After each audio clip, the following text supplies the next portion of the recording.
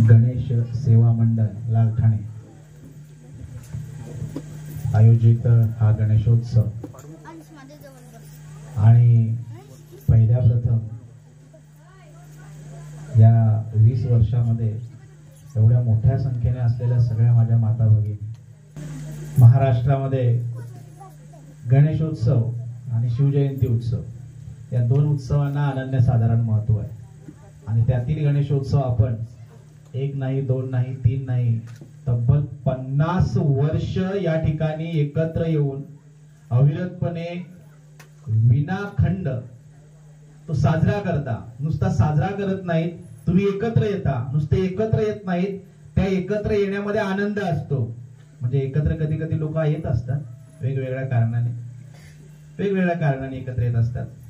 इलेक्शनला तर आपण पाहिलेलंच आहे.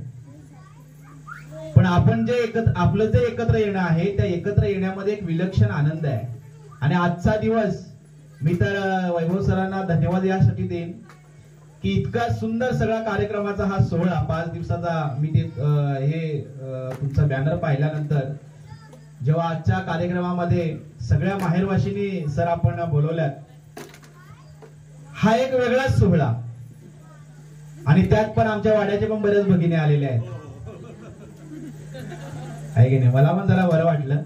त्यातल्या मी सगळ्यांना काही ओळखणार नाही, पण त्या आमच्या वाड्याच्या आहेत. आणि आल्या आल्या आणखीन एक गोष्ट समजली, पाटील सरांनी सांगितली की ही जी संस्था आहे किंवा हे जे मंडळ आहे, या मंडळाची जी स्थापना आहे ती पण आमच्याच माणसाने केलेली आहे, नाव दिलेलं आहे. आणि त्या संस्थेचा जे पहिले तुमचे जे ट्रस्टी असतील किंवा पहिले जे सभासद सदस्य असतील त्यामधली ते एक व्यक्तिमत्व आहे. त्यांनी हे नाव दिलेलं आहे, त्यांनी आपल्याला मार्गदर्शन केलं. ती व्यक्ती आमची आहे. कारण मी अनगावलाच राहतो, अनगावला शिकवतो. अनगाव आहे माझी कर्मभूमी आणि त्या अनगावचे ते रहिवासी आहेत, त्यामुळे ते माझे आहेत. ही एक आणखीन या सगळ्या याच्यामध्ये आनंददायी गोष्ट आहे. आता रात्री उद्या गौरी आहेत, त्याच्यामुळे अनेक जणी गेल्या असतील. ज्या गेल्या नसतील त्यांनी उद्या सकाळी गेलं तरी चालेल, रस्ता खूप खराब आहे. आणि त्याला आपल्याकडे काय पर्याय नाही. त्याचं कारण असं आहे, भ्रष्ट झालेली शासन व्यवस्था आणि सुस्त झालेले राज्यकर्ते आणि विकले गेलेलो आपण. त्यांना तरी किती दोष द्यायचा. विकले गेलेलो आपण. 2 खडे आणि 100ची नोट, फार फार आता 500 झाली असते. इकडे जरा जास्त रेट असेल, आमचा भाग जरा ग्रामीण आहे त्याच्यामुळे थोडा कमी रेट आहे असं. हा येस, मोठी माणसं आहेत. भगवान श्री गणेशाचं आपण या ठिकाणी 50वा वर्ष साजरं करताय. हे 50वा वर्ष साजरं करत असताना खरं म्हणजे इतकं सहज साध्य सोपं आपण जितक्या सहजतेने बोलतो, म्हणजे आज ही भावी पिढी आपल्या समोर बसलेली आहे. ज्या पिढीच्या हातामध्ये तुम्ही हे सगळं दिलेलं आहे त्या पिढीलाही 50 वर्षापूर्वी कशा पद्धतीनं हे मंडळ स्थापन झालं असेल, कशा पद्धतीने या कोणाच्या डोक्यामध्ये ही संकल्पना आली असेल. मुळात गणेश उत्सव किंवा कुठलाही उत्सव, भारतीय संस्कृतीने तुम्हाला आम्हाला दिलेला कुठलाही उत्सव हा तुमचा आमचा उत्साह वाढवण्यासाठी तर असतोच, पण सगळ्यात महत्वाचं म्हणजे हा उत्सव किंवा कुठलाही सण हे तुम्हाला आम्हाला एकत्र आणण्यासाठी असतात. आणि ते एकत्र येण्यासाठी म्हणून आपण सण साजरे करतो. आणि तो जो विचार आहे तो विचार या गावानं रुजवून ठेवला, पेरून ठेवला, रुजवला, वाढवला, फुलवला, तो आजतागायत टिकवून ठेवला. हे गावाचं वैशिष्ट्य आहे. कारण सण सगळेच साजरे होतात, पण दुर्दैवानं आज कसं झालंय मुख्याध्यापक सर, कसं झालंय का आज आम्हाला सणाचा अर्थच समजला नाही. म्हणजे आम्ही सण साजरे करत गेलो, आम्ही सगळे एकरकोंड होत गेलो. आमचे सण पण आम्ही मगाशी ठाकरे साहेब आणि आम्ही जेव्हा गाडीतून एकत्र होतो का आपल्या काळामध्ये असलेला गणेशोत्सव, आपण लहान असताना असलेली जी मजा होती ती मजा आम्हाला आमच्याकडे पाहायला मिळत नाही. आज इंडस्ट्रियल एरिया आला, सगळ्या प्रकारच्या भौतिक सुविधा आल्या आणि या भौतिक सुविधा आल्यामुळे असं झालं की आम्हाला त्या उत्सवामधला जो खरा आनंद होता, जो मानसिक आनंद आहे, जो पैशामध्ये नाही, जो तुमच्यामध्ये असलेल्या सदनतेमध्ये नाही, तो आनंद तुम्हाला आम्हाला एकत्र येण्यामध्ये आहे. तुम्ही आम्ही एकत्र येऊन ज्या गप्पा गोष्टी करू, जे खेळ खेळू, त्या खेळामध्ये तो आनंद होता. पण दुर्दैवानं आज सार्वजनिक गणेशोत्सव संपल्यामुळे, घराघरात गणपती आल्यामुळे आज तुमचा आमचा आनंद संपून गेलेला आहे. आज प्रत्येक घरात गणपती येऊन बसला. म्हणजे आम्ही तर असं बघितलं सर, तर एका एका घरात समजा दोन भाऊ राहत असतील तर एका भावाच्या हॉलमध्ये या बाजूला मोठ्या भावाचा आणि या बाजूला लहान भावाचा, एकाच घरात दोन दोन गणपती एकाच हॉलमध्ये, आपण चाललोय कुठं? या सगळ्या गोष्टीचा सारासार विचार समाज म्हणून एक माणसाचा एक या सगळ्या पिढीला आम्हाला आपण काहीतरी हे लागतो, देणं लागतो, यांच्यापर्यंत काहीतरी निर्णय आहे आपल्याला, पण ते निर्णय आपल्याकडून होत नाही, हे दुर्दैव आहे. आणि इथं आल्यानंतर मी जेव्हा पाहिलं की तुम्ही या सगळ्या माहेरवाशिनींना, म्हणजे फक्त तुमच्या लेकीनाच नाही, तुमच्या आत्यांनाही तुम्ही बोलावलं असेल, म्हणजे तुम्ही एकदम 2-3 पिढ्या तुम्ही आजूबाजूच्या गावातून या ठिकाणी बोलावलं. मी मगाशी आमचं बोलणं झालं, आत्या एक पात्रच आमच्या कुटुंबातून निघून गेलेलं आहे. आम्हाला आत्याच आठवत नाहीये, आमच्या पुराणा आत्या म्हणजे काय कळत नाहीये, अशी परिस्थिती निर्माण झाली आहे. मामाचं वेळ निघून गेलेलं आहे, थोडाफार मामा शिल्लक राहिला असेल, मामाला पण वेळ नाहीये ना, भाच्याला पण वेळ नाहीये ना, बहिणीला तर अजिबातच नाहीये.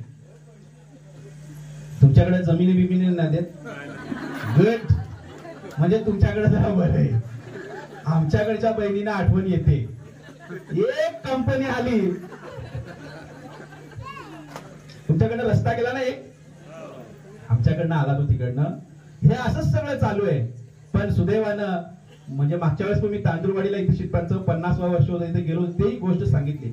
ही नाती आपली संपत चाललेली आहेत. आपण सगळे पैशापुढे मोहीत झाल्यामुळे असेल किंवा या भौतिक सुविधेमध्ये स्वतःलाच आपण सगळं संपून टाकलेलं आणि नाती संपत चाललेली आहेत. तुम्ही नातं टिकवण्याचं काम करता म्हणून खऱ्या अर्थानं तुमचं कौतुक आहे. तुम्ही सगळ्या माहेरवाशींना बोलावलं आणि ते नातं टिकवण्याचं काम केलं, ती फार वेगळी गोष्ट आहे बरं का सर. हे सगळीकडे होत नाही. म्हणजे मी आलो तेव्हा माझ्या भगिनींची भाषणं चालू होती, मी ऐकत होतो तिथे बसून सरांच्या घरामध्ये. सगळ्यांनी खूप छान पद्धतीनं मनोगत व्यक्त केलं आणि ते मनोगत उत्स्फूर्त होतं. त्यात किती कशा बोलल्या महत्वाचं नाही, त्यांची भावना किती महत्वाची होती. मला वाटतं त्या प्रत्येकीच्या डोळ्यामध्ये पाणी आलं असेल की माझा भाऊ या गावामध्ये आहे. तुम्हाला फक्त सख्खा नसेल, माझ्या काकांचा मुलगा असेल, काकांच्या काकांचा मुलगा असेल, चुलत असेल, कोणी असेल, पण जेव्हा माझ्या मुलीचं लग्न असेल तिथे, जेव्हा माझ्या मुलाचं लग्न असेल तिथं, तेव्हा अख्खा लालताना गाव त्या माझ्या घरी येणार आहे आणि माझा गाव बघत बसणार आहे. ही जी भावना आहे ही तुम्ही वृद्धिंगत करण्याचा प्रयत्न करत आहात. ही सगळ्यात मोठी गोष्ट आहे. आणि माय भगिनीनो, मातांनो, भावांनो, काकांनो, दादांनो, मी तर फारच लहान आहे. मी तुमच्यापेक्षा म्हणजे सर बोलले मार्गदर्शन, मी अजिबात मार्गदर्शन करत नाहीये, मार्गदर्शन करण्याचं माझं वयही नाहीये. पण एवढं मात्र नक्की सांगतो, या जगामध्ये तुम्ही काही कमावलं नाही तरी चालेल, पण नातं जे मिळालेलं आहे ते टिकवणं महत्वाचं आहे. ते टिकवण्याचं काम तुम्ही करताय. महाराज आम्ही म्हणतो, शिवाजी महाराज म्हणतो. मला सगळेच जण म्हणतात शिवाजी महाराजांचा इतिहास सांगा. तुम्हाला सगळ्यांना शिवाजी महाराजांचा इतिहास माहिती आहे, पण शिवाजी महाराजांनी जे नातं टिकवलंय ना, ते नात्याचा आम्ही अभ्यास कधी करणार? मला वाटतं मला इथं बोलण्याची गरजच नाहीये सर. तुम्ही खऱ्या अर्थानं शिवचरित्र, शिवविचार जगत आहात आजच्या कार्यक्रमाच्या माध्यमातून. ही सगळ्यात महत्वाची गोष्ट आहे. अरे नुसताच नाही शिवकाशीत मेला, नुसताच नाही बाजीप्रभू मेला, नुसताच नाही तानाजी गेले कशासाठी? त्यांनी जे नातं जोपासलेलं आहे, महाराजांनी ते नातं जोपासलेलं आहे, ते तशा पद्धतीनं त्या ठिकाणी त्यांच्याशी त्यांचं रिलेशन मेंटेन केलेलं आहे. पण झालंय कसं, आमच्याकडे आता अशी पद्धत आलेली ना, मानस भाऊ, मानलेली ताई बहीण आहे ना, असं होतंय का? होतंय ना असं मानलेलं. हे सगळं मानसच फार झालंय. आणि जे मनाने दिलेले आहेत, जे रक्ताने दिलेले आहेत, ते मात्र दूर गेलेले आहेत.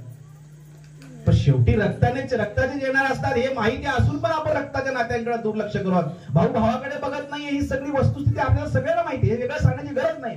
पण अशा कार्यक्रमाच्या माध्यमातून जेव्हा असा अखंड गाव एकत्र येतो आणि अखंड गाव एका विचाराने येतो, मला वाटते ह्या ठिकाणी ही श्री गणेश सेवा मंडळ जे आहे, या सेवा मंडळाच्या सदस्यांच्या मनामध्ये कुठेतरी एक गोष्ट आली असावी की आपल्या या सेवा मंडळाला 50 वर्ष पूर्ण होत आहेत. या 50 वर्षामध्ये आपण काय केलं याचं अवलोकन आपण करायला पाहिजे. या 50 वर्षांमध्ये आपण अगोदर कुठे होतो, आता कुठे आहोत आणि याच्या पुढे आपण कुठे जाणार आहोत याचा विचार करायला हवा. कुठल्या तरी व्यक्तीच्या मनामध्ये असा विचार आला असेल की या गावामध्ये अशा पद्धतीचा प्रबोधनाचा विचार व्हायला हवा, अशा पद्धतीने एक विधायक विचार व्हायला हवा, अशा पद्धतीनं गाव एकजुटलं एका बैठकीवर एका विचाराला एकत्र यायला हवा आणि तो गाव एकत्र आल्यानंतर गाव विकासाच्याच गप्पा व्हाव्या, नात्या विकासाच्याच गप्पा व्हाव्यात, अख्खं कुटुंब एका जागेवर यावं. सरांनी मला सांगितलं हे अख्खं गाव म्हणजे एक कुटुंब आहे, त्या अख्ख्या कुटुंबाला एकत्र आणावं. हा विचार ज्या कोणाच्या डोक्यामध्ये आला असेल त्या सर्व सेवा मंडळाची जी माणसं आहेत, खरं म्हणजे अशी माणसं समाजाची रत्न असतात, ही साधी सोपी नसतात. अशा माणसांसाठी टाळ्या व्हायला हव्यात.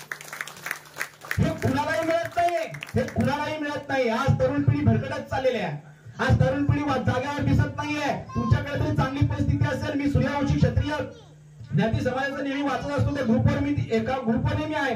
हे सगळे त्यांचं जे कार्य चालू आहे इतकं सुंदर चालू आहे. खरं म्हणजे हे कार्य अशा पद्धतीने अबाधित ठेवणं, ते टिकवणं ही खरी काळाची गरज आहे. मागच्या वेळेस किराटमध्ये पंकज युवा मंडळाच्या कार्यक्रमाला मला बोलावलं होतं हनुमान जयंतीच्या दिवशी. तिथेही अशाच पद्धतीचे तरुण जे तुम्ही आता मला दाखवताय, जे मला दिसतायत, अशाच पद्धतीचे तरुण एकत्र येतात आणि त्यांच्या पाठीमागे आजी तुमच्यासारखी वयोवृद्ध माणसं ठामपणे उभी आहेत. हे सगळ्यात महत्वाचं आहे. कारण तुमच्याशिवाय हे होणार नाही. तरुण पिढी कितीही पुढे गेली, कशीही वागली, जर माझ्या शिवबांच्या पाठीमागे शहाजीराजांचा हात नसता, जिजाऊंचा हात नसता, तर स्वराज्य स्थापन झालं नसतं. एक पोरगा पुढे गेल्यानंतर त्याच्या पाठीशी त्याच्या कुटुंबाला उभं राहणं तितकंच गरजेचं आहे. हे कुटुंब एकत्र आणले ते यासाठी इथला एक तरुण अशा पद्धतीने तयार झाला पाहिजे, ज्याने हे लाल ठाण्याचं गाव पालघर जिल्ह्यामध्येच नव्हे तर महाराष्ट्राच्या कानाकोपऱ्यापर्यंत घेऊन गेलं पाहिजे. आणि ती शक्ती तुम्ही आहात, त्याची ताकद तुम्हाला बनायचं आहे. हे माझं शिवचरित्र सांगतं. 350 वर्षापूर्वी, थँक्यू, 350 वर्षापूर्वी या महाराष्ट्राच्या मातीमध्ये जेव्हा गनिम होता, जेव्हा मुघल असतील, आदिलशाह असेल, निजामशाह असेल, फिरोजशाह असेल, इदलशाही असेल, हे सगळ्या शाया या महाराष्ट्राच्या छातीवर थया थया नाचत होत्या. त्यावेळेस काय आमच्या मराठ्यांच्या हातामध्ये मनगटामध्ये ताकद नव्हती? ताकद होती. आणि हे सगळे यांच्यासाठीच लढायचे, यांच्यासाठी मारायचे, यांच्यासाठी झुजायचे, यांच्यासाठी सर्वस्व अर्पण करायचे. त्यांच्या मनगटात ताकद होती, पण त्यांच्या डोक्यात विचार नव्हता की आपलं राज्य असायला हवं. तो विचार एका 14 वर्षाच्या पोरानं केला. तो विचार केला आणि तो विचार केल्यानंतर म्हणजे तो संस्कारच होता. महासाहेब जिजाऊंचा तो संस्कार होता, तो 14व्या वर्षी फुलला. याच आपल्याला हे करायचं आहे, आपल्याला इथपर्यंत जायचंय. आणि मग आता हे पण काय एकदा सोपं नव्हतं. 50 वर्षापूर्वी ज्याने कोणी हे वृक्ष लावला असेल या मंडळाचा, त्यांनाही माहिती नसेल का हे पुढे जाऊन 50 वर्ष कंप्लीट करणार सुवर्ण महोत्सव आहे तुमचा. हे कुणाच्याही भाग्यात नसतं. त्यांना माहिती नसेल का हे पुढे जाऊन असं होणार आहे. राजे, तुम्ही ज्या वेळेला अशा पद्धतीनं स्वराज्य स्थापनेचा विचार केला, कदाचित कोणालाही कळलं नसेल की हे पुढे जाऊन इतकं मोठं विशाल कार्य होणार आहे. म्हणूनच तर गावागावात शिवबा गेले. गावागावात गेल्यानंतर गावागावातल्या प्रत्येक पाटलाला, प्रत्येक कुलकर्ण्याला, प्रत्येक देशमुखाला, प्रत्येक देशपांड्याला सांगितलं की या ठिकाणी मला आपलं राज्य निर्माण करायचं आहे. हे आपलं असेल, हे स्वतःचं असेल, स्वराज्य असेल, हे समजावून सांगितलं. तर सगळे समजले का? नाही. तांदळात खडे असतात तसे खडे होतेच. या सगळ्या मंडळामध्ये 50 वर्षामध्ये असे कितीतरी खडे आले असतील, कितीतरी आले असतील. पण खडा दाताला लागला की आपण काय करतो? काढून टाकतो. हे काढून टाकायचे असतात, हे दुर्लक्षित असतात, हे काढून टाकायचं. थोडा त्रास होईल, पण हे काढून टाकल्यानंतर आपल्याला पुढे जायला संधी मिळत असते. खरं म्हणजे राजांच्या कार्यामध्ये अशा अनेक अडथळे आले. जिजाऊंचा संस्कार इतका प्रगल्भ होता.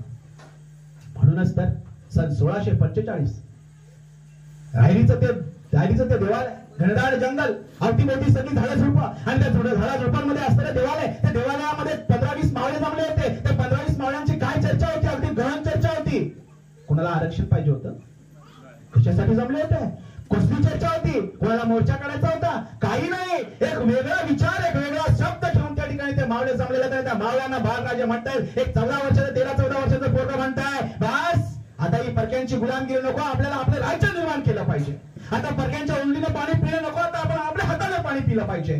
आपण आता परक्यांच्या पालख्या उचलायच्या नाहीत, आपल्या लोकांच्या पालख्या उचलायच्या. हे सांगितलं, हे समजावून सांगितलं. आणि त्या ठिकाणी एक नवा दृष्टी, नवे विचार, नवा शब्द मिळाला आणि त्या शब्दाचं नाव होतं स्वराज्य. हे स्वराज्याचं ब्रीद, स्वराज्याचं एक व्रत त्या ठिकाणी त्या मावळ्यांनी घेतला. हे 13-14 वर्षाच्या पोराच्या डोक्यात आलं कुठून? आमच्या पोरांच्या येतं. आम्ही शिवाजी महाराज की जय म्हणत असतो, पण शिवाजी घडवायला आम्ही काचकूच करत असतो. कारण शिवाजी घडवणं काही सोपी गोष्ट नाही. शिवाजी घडवणं म्हणजे तलवार आली म्हणजे संघर्ष आला, आणि संघर्ष आला म्हणजे यश अपयश दोन्ही गोष्टी आल्या. यश येईल त्याची शाश्वती नाही, आणि आपल्याला आपल्या मुलाचं अपयश पाहायला आपली बिलकुल इच्छा नाही. त्यामुळे आपण अगोदरच सांगतो, जिथे अपयश मिळेल तिथे जायचं नाही, जायचंच नाही. हे पहिला आपल्यामध्ये. जिजाऊने सांगितलं उद्या जे होईल ते जाईल. अरे पुत्र मारला गेला, संभाजी नावाचा मोठा पुत्र मारला गेला, तरी ती आई डगमगली नाही. सक्का रत्नाचा पोटचा गोळा संभाजी, त्यांचा पुत्र तो मारला गेला, तरी दुसरा पुत्र स्वराज्यासाठी तयार केला. यासाठी जे काळीज लागतं ते काळीज वाघिणीचं होतं, आणि म्हणून शिवबा घडलेला आहे. आता आम्हाला शिवबा घडवण्याची पाळी आलेली आहे. आम्ही शिवबा घडवला पाहिजे. म्हणजे या गावात तर सगळं सांस्कृतिक वातावरण खूप सुंदर आहे. भावनिक तुमची जी एकात्मता आहे तीही खूप सुंदर आहे. तुम्ही सगळे एकजीव आहात. मला वाटतं या गावातून एक वेगळी क्रांती घडायला हवी. एक वेगळा विचार आणखीन एक या अख्ख्या जिल्ह्याला आदर्शवत ठरेल अशा पद्धतीने एक वेगळा विचार, वेगळा संस्कार घेऊन इथली सगळी तरुण पिढी गेली पाहिजे. ती जायलाच हवी. इथला एक प्रत्येक घरातला एक एक तरुण अशा पद्धतीचं रत्न असलंच पाहिजे. पण त्यासाठी आम्ही लाख म्हणत असू, अंधार झाला आहे दिवा पाहिजे. अंधार झाला आहे दिवा पाहिजे. या देशाला जिजाऊंचा शिवा पाहिजे. या देशाला जिजाऊंचा शिवा पाहिजे. ही सगळी भ्रष्ट राजव्यवस्था, हे सगळं चाललेलं अवतीभोवती असलेलं सगळं आकांत तांडव, हे सगळं गलिच्छ राजकारण, हे सगळं गलिच्छ समाजकारण, सगळी ढासळलेली आपली शिक्षण व्यवस्था, आपली ढासळलेली कुटुंब अवस्था, हे सगळ्या व्यवस्था सगळ्या आपल्या ढासळत चाललेल्या आहेत. यातलं आता जुनं काहीच राहिलेलं नाहीये. हे सगळ्या जर घडवायच्या असतील तर या देशाला जिजाऊंचा शिवा पाहिजे. पाहिजे का?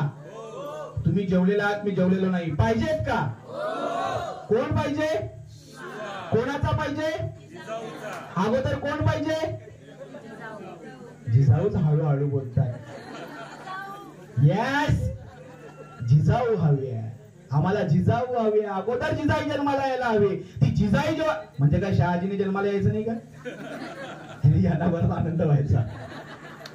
बरं यांच्यावर ढकलून दिला. शहाजी हवा. 350 वर्षापूर्वी माझ्या माता भगिनींनो तुम्हाला एक गोष्ट सांगतो.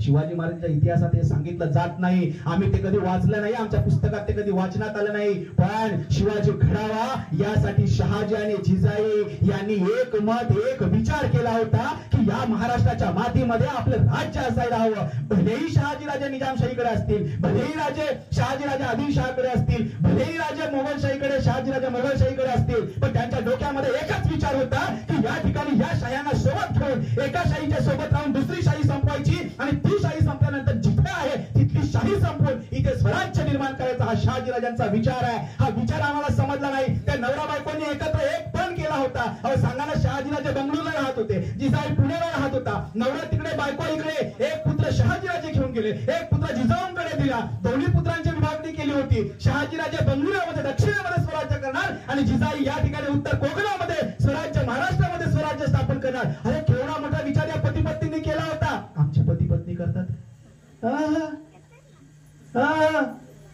अहो ती अख्खी जमीन अजून त्याच्यात नावावर येते, कधी आपली नावावर येईल?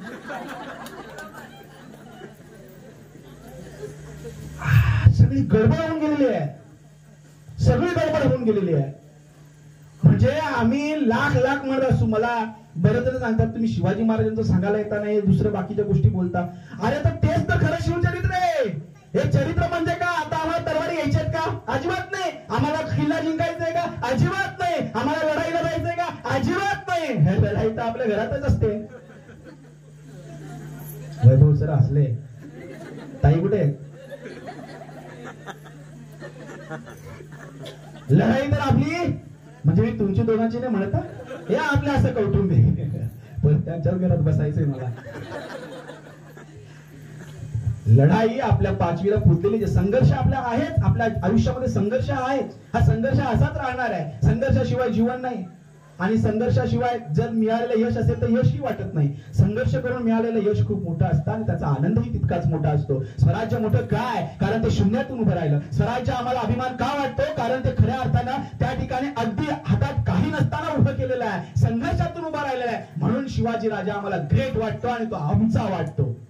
ही सगळ्यात महत्वाची गोष्ट आहे. पण जर आम्हाला आमचा राजा संघर्ष करायला शिकवत असेल तर आम्हालाही तो संघर्ष करता आला पाहिजे. मग तो आयुष्याच्या कुठल्याही क्षेत्रामध्ये असेल, शिक्षण क्षेत्रामध्ये असेल, व्यावसायिक क्षेत्रामध्ये असेल, कौटुंबिक क्षेत्रामध्ये असेल, कुठल्याही क्षेत्रामध्ये असो, मला त्या संघर्षाला तोंड देता आलं पाहिजे. 50 वर्ष ही सेवा मंडळाला झाली. ही सेवा मंडळाला 50 वर्ष होताना तुम्ही विविध उपक्रम राबवत असाल. हे विविध उपक्रम राबवताना अनेक संघर्ष करावे लागतात. अनेक त्या ठिकाणी म्हणजे अगदी तुम्हाला सांगतो ना, आज तुम्ही या ठिकाणी अन्नदान केलं, भोजन केलं, पण जेव्हा सुरुवात झाली असेल पहिल्या मिटिंगला, पहिल्या दुसऱ्या तुमच्या गावात नसेल पण आमच्याकडे आहे. तुमची सगळी माणसं चांगली आहेत. पण आपल्याकडे कसं असतं, मग ते अन्नदान कोण करेल, मग ते तांदूळ कोण देईल, मग ती डाळ कोण देईल, मग ते तेल कोण देईल, ह्या सगळ्या गोष्टीपासून विचार असतो. पण एकदा पाऊल टाकलं की दाता आपोआप हजर होतो. मला वाटतं या दात्यांसाठी तुम्ही एकदा टाळ्या वाजवायला हव्या. त्याचं कारण आहे, आजकाल असं आहे ना, दान द्यायला कोण बघत नाही, अजिबात नाही, अजिबात नाही. म्हणजे तुम्ही रेल्वे स्टेशनला गेलात, एसटी स्टँडवर गेलात, एखादा भिकारी तुमच्या समोर आला तर वाटतं मला कुठंतरी का द्यावं, मग हळूच खिशात हात पण जातो, पण हात गेल्यानंतर सगळे 10चे डॉलर दिसतात, 1चा डॉलर हाताला लागतच नाही. मग विचार करतो जाऊ दे ना उड्या. अशी सगळी अवस्था. पण अशा काळामध्ये 50 वर्ष या दात्यांच्या जीवावर करायची आहेत, म्हणजे दाते महान असले पाहिजेत. त्याही पेक्षा महत्वाचं म्हणजे त्या दात्यांचं भाग्य थोडक्यात त्यांना दान करायला मिळतंय. हे कुणाच्याही पती येत नाही, हे कुणाच्याही नशीब येत नाही दान करणं. त्याच्यासाठी पण एक दानच लागते. 350 वर्षापूर्वी राजांनी जेव्हा स्वराज्य स्थापनेचा विचार केला, त्यासाठी दिलेलं दान केवढं मोठं आहे, ते दान खूप मोठं आहे. अरे स्वतःच्या वडिलांना त्या ठिकाणी, म्हणजे आई वडिलांना दोघांना पारखं व्हायला लागले, कुटुंब सगळं फुटलेलं आहे, बाप तिकडे, आई इकडे, एक भाऊ तिकडे, एक भाऊ इकडे. हे केवढं मोठं दान आहे, हे बलिदान आहे, हे सोपं नाहीये. राजांच्या हयातीनंतर संभाजीराजे जातो, स्वतःला पुत्र जातो, हे सोपं नाहीये. गोदावरीच्या काठावरून उचलून देतात, ही सगळी अवस्था होती. शिव जन्मापूर्वीचा महाराष्ट्र आम्ही पाहिला तर हे असंच चालू होतं जे आज चालू आहे. बरं का, बदललेलं काही नाहीये, बदललेलं काहीच नाही. बदलले फक्त एवढंच की आज भौतिक सुविधा आल्या, एवढंच फक्त काय तो बदल झालेला. माणूस तोच आहे, विचार तोच आहे, सैतान पण तोच आहे आणि देव पण तोच आहे. बदललेलं कोणीच नाहीये. आजही तीच परिस्थिती आहे, पण त्या परिस्थितीला तोंड देण्यासाठी आम्हाला शिवाजी हवाय, ही सगळ्यांची मागणी आहे. त्याही काळी स्त्री सुरक्षित नव्हती, आजच्या काळीही स्त्री सुरक्षित नाही. बदल झालाय काय, बदल झालाय काय? स्वराज्य स्थापनेची प्रतिज्ञा गेली, 15-16 वर्षाचं ते पोरगं स्वराज्य स्थापनेची प्रतिज्ञा घेतं, आणि आमची पोरं कधी होणार घर आणि माझ्या लेकराची आई, हे का नाही? आमच्या पोरांचं हे चालू असतं. हे कुठून आलंय, हे कसं येतंय, याचा विचार आम्ही केला का? 350 वर्षापूर्वी जेव्हा खऱ्या अर्थाने 14-15 वर्षाचे बाळराजे स्वराज्य स्थापनेची प्रतिज्ञा घेऊन पुण्याच्या त्या राजवाड्यामध्ये बसले होते, त्या राजवाड्यामध्ये बसला असताना एक बाप कैफियत घेऊन आला, रडत आला आणि म्हणाला, मासाहेब कुठलं आहे तुमचं स्वराज्य, कुठे आहे तुमचं स्वराज्य? अहो तुमच्या या स्वराज्यामध्ये तुम्ही आम्हाला मोठ्या मोठ्या गोष्टी सांगितल्या, तुम्ही आम्हाला सांगितलं इथं शेतकरी सुखी होईल, तुम्ही आम्हाला सांगितलं इथली स्त्री सुखी होईल, तुम्ही आम्हाला सांगितलं आमची घरं, आमचे आबाल, आमच्या बाया सगळे सुरक्षित राहतील, पण मासाहेब तुमच्या या स्वराज्यामध्ये माझी लेक दिवसा ढवळ्या नासावली, नागवली आणि बलात्कार झाला तिच्यावर. कुठे आहे तुमचं स्वराज्य? केवढी मोठी कैफियत घेऊन आला होता तो बाप. कळवला, रडत होता, भीक मागत होता, मला न्याय हवा आहे. कारण याच्या अगोदर कुणीही त्याला न्याय दिलेला नव्हता, आणि न्याय देणार कोण होतं? याच्या अगोदर कुणीही न्याय दिला नव्हता आणि देणारही कोण नव्हतं. कैफियत घेऊन जायची कोणाकडे? कारण ज्यांच्याकडे न्याय मागायला जावं तेच अन्यायकारी होते, तर मग न्याय मागायचं कोणाकडे? तो आला, त्याच्या डोक्यामध्ये, त्याच्या डोळ्यामध्ये विश्वास होता की मला या ठिकाणी न्याय मिळणार आहे. खरं म्हणजे स्वराज्य स्थापन झालेलं नव्हतं, खरं म्हणजे कुठल्याही प्रकारचं त्या ठिकाणी राजांची मक्तेदारी सुरू झाली नव्हती, राजा म्हणून त्या ठिकाणी आला नव्हता. 15-16 वर्षाचं पोरग आणि त्याच्यासमोर कैफियत घेऊन आलेला आहे. जेव्हा एकच शब्द ऐकला, तुमच्या राज्यामध्ये स्त्री सुरक्षित नाही, हे ऐकल्यानंतर ताबडतोब त्या ठिकाणी इशारा मिळाला. इशारात मिळाल्या आणि राजाच्या ज्या पाटलानं खऱ्या अर्थानं त्या मुलीवर बलात्कार केला होता, जिची आबरू लुटली होती, त्या राजाच्या पाटलाला त्या ठिकाणी गिरफ्तार करून, कैद करून त्या राजवाड्यामध्ये आणलं गेलं, पुण्याच्या लाल महालामध्ये आणलं गेलं. पाहता खबर मिळाली, वरती मिळाली, गर्दी जमली. कारण सगळ्यांच्या दृष्टीने सगळ्यात मोठी गोष्ट होती की आज एका बलात्काराचा निर्णय होणार आहे. आणि काय निर्णय घेणार? 15-16 वर्षाचा पोरगा काय निर्णय घेणार आहे, यासाठी उत्सुकता होती, यासाठी गर्दी जमली होती. पण पाटीलही तितकाच मगरूर, कारण सगळ्यांनाच माहिती होतं ना, आजपर्यंत या गोष्टीचा कधीही न्याय निवाडा झालेला नव्हता. आणि हा 15-16 वर्षाचा पोरगा कसला न्याय निवाडा करणार आहे हे पाहण्यासाठी. म्हणून काही लोक थोडीशी कशी असतात, बघू तर करा काय होतंय, काय करणार आहे, असं पण असतं. आणि काही अभिमानाने जातात, हा करणार, हे होणार, हे पाहण्यासाठी म्हणून लोक जमली होती. आणि त्यातलाच तो पाटील, रांजाचा कुलकर्णी पाटील त्या ठिकाणी आला. आणि आल्यानंतर तो तितक्याच मगरुडीने बोलला, कशासाठी आणलंय मला इथं? राजाने सांगितलं, याला ओळखता काय? होय, यांची पोरगी तू भोगली? होय भोगली. आणि भोगली तर भोगली, काय मोठा फरक पडला? या गावचा पाटील आहे मी, या गावचा पाटील या नात्यानं मला इथल्या प्रत्येक स्त्रीवर माझा अधिकार आहे. मला वाटलं तर मी उचलून नेली, तुम्ही मला जात विचारणारे कोण? इतकी मगरूर भाषा, इतकी मगरूर भाषा. बस गुन्हा कबूल झाला होता, पाटलाला गुन्हा कबूल केला होता आणि शिक्षा मिळाली. चौरंगा करायचा, येणाऱ्या जाणाऱ्या प्रत्येकाला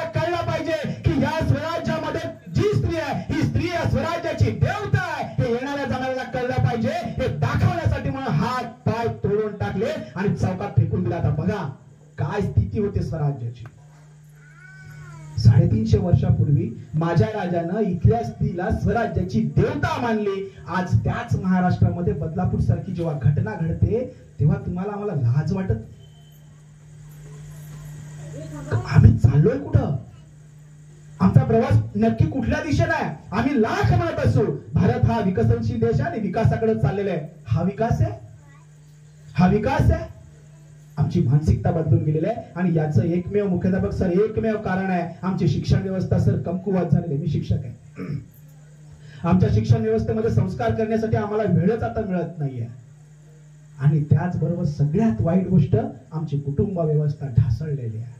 शिवाजी महाराजांनी हा विचार केलेला आहे. 15-16 वर्षी त्यांना बलात्कार म्हणजे काय, त्या ठिकाणी त्यांना हे सगळ्या गोष्टी म्हणजे काय आणि त्याला शिक्षा काय असावी हे जर कळतं तर या पाठीमागे आईच्या संस्काराशिवाय दुसरी कुठली गोष्ट नाही. म्हणून आईनं संस्कार केलाच पाहिजे. तुझ्या घरात जी मुलगी आहे, जी बहीण आहे ती तुझी बहीण आहे, तशी त्या रस्त्यावर चालते ती सुद्धा तुझी बहीणच आहे हे सांगितलं पाहिजे. सांगितलं पाहिजे. आणि हा संस्कार काय 2-4 वर्षामध्ये होत नसतो. तो तुमच्या प्रत्येक कृतीतून दिसला पाहिजे. तो तुमच्या प्रत्येक गोष्टीतून दिसला पाहिजे. म्हणजे मी जेव्हा माझ्या मुलाला शिकवतो ना, आणि सगळ्यात महत्वाची म्हणजे आपण कुणालाही शिकवत नसतो. मूल हे आपोआप शिकत असतं. कुठला शिक्षक कुठल्या विद्यार्थ्याला शिकवत नाही. मूल हे आपोआप शिकत असतं. ते अनुकरणातून शिकत असतं, अनुभवातून शिकत असतं. ते घरात पाहतं माझी आई कशी वागते, माझा बाप कसा वागतो, मी तसंच वागणार.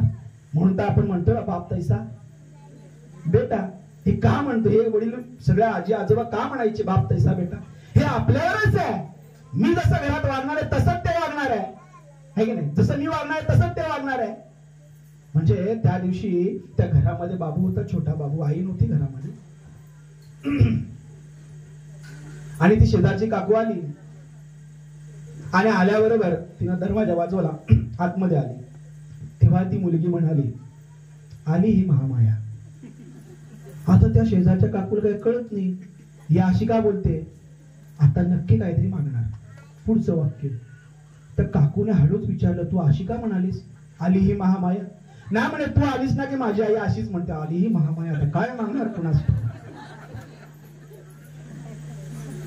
कुठलंही मूल शिकवावं लागत ते आपोआप शिकत असतं. ते अनुभवातून शिकत असतं, त्या अनुकरणातून शिकत असतं. माझा शिवाजी राजा अनुकरणातून आणि अनुभवातून शिकला. ज्यानं पाहिलं शहाजी राजांनी त्या ठिकाणी निजामशाहीच्या वंशातला एक मूल घेतलं आणि संपत चाललेली निजामशाही पुन्हा एकदा उभी करण्याचा प्रयत्न केला. त्यांच्या डोक्यामध्ये एकच गोष्ट होती, या प्रेमगिरीच्या किल्ल्यावर मी या ठिकाणी या निजामशाहीच्या वंशातल्या मुलाला मांडीवर घेऊन स्वतः राजा होईल आणि एक दिवस उरली सुरली निजामशाही आदिलशाही संपून या महाराष्ट्रामध्ये स्वराज्य स्थापन करेल. हे माझ्या शिवाजी राजांना पाहिलं होतं आणि म्हणून स्वराज्याची कल्पना पुढे आलेली आहे. सगळं पाहिलेलं आहे. त्याच्या आईनं त्या जिजाऊने त्याला सांगितलंय बाळा तुझा जन्म कोणत्या वंशामध्ये झालेला आहे? तुझा जन्म भोसले कुळामध्ये जन्म झालेला आहे आणि याच भोसले कुळामध्ये 10,000 वर्षापूर्वी प्रभू रामचंद्राचा जन्म झाला आणि याच रामचंद्राला दुष्ट रावणाला मारून प्रजेला सुखी केलेला आहे. हे त्याला सांगितलं, वारंवार शिकवलं. आमच्या मुलांना राम लक्ष्मणाच्या गोष्टीच माहित नाही. माझी एक युट्यूबवर मालिका सुरू आहे उर्मिला नावाची. मला ते कमेंट्स येतात का राम लक्ष्मण हे आमच्या मुलांना माहितच नाहीये, बरं झालं तुम्ही सांगायला लावलं. म्हटलं मी बरं झालं मी सांगायला लावलं, ही गोष्ट वेगळी, मग तुम्ही काय करत आहेत? आपण पण सांगितलं पाहिजे ना. कोण होता राम? आमच्यासाठी राम हा देवच होऊन गेला. देव होता का? तुमच्या आमच्यासारखा हाडामासाचा माणूस होता. माणूस म्हणून आला, चांगलं कार्य केलं म्हणून तो देव झाला. देव कोणाला म्हणतो आम्ही? पण झालंय कसं, आम्ही सगळ्या महापुरुषांना देव करून टाकलेलं आहे. शिवाजी महाराजांना आम्ही महादेवाचा अवतार करून टाकलेला आहे. आमच्या अख्ख्या भाषणामधून एकच गोष्ट सांगितली जाते, शिवाजी महाराजांना भवानी देवी प्रसन्न झाली आणि भवानी देवीने शिवाजी महाराजांना काय दिली? तलवार दिली. तो फोटो एक असतो, भवानी तलवार देते, आहे की नाही? असतं की नाही असं? मग आता उद्या सकाळी त्याची भावी पिढी, तर मोबाईल मध्ये त्याची वाटतं ही भावी पिढी इकडची बसलेली आहे. ही पिढी उद्या सकाळ त्या मोबाईलवर काय पाहणार आहे? भवानी देवीने शिवाजी राजांना काय दिली? तलवार दिली. आता ती कोणी दिली? देवीने दिली. म्हणजे साहजिकच भवानी त्या तलवारीमध्ये काय असणार? एक वेगळी पॉवर असणार आहे की नाही? एक डिव्होशनल पॉवर असणार आहे, दैवी शक्ती असणार आहे की नाही?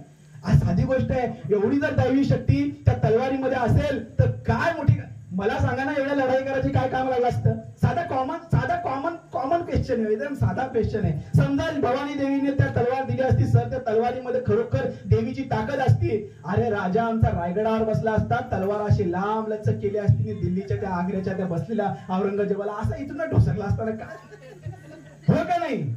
होय का नाही? जरा आवाज कमी होतोय.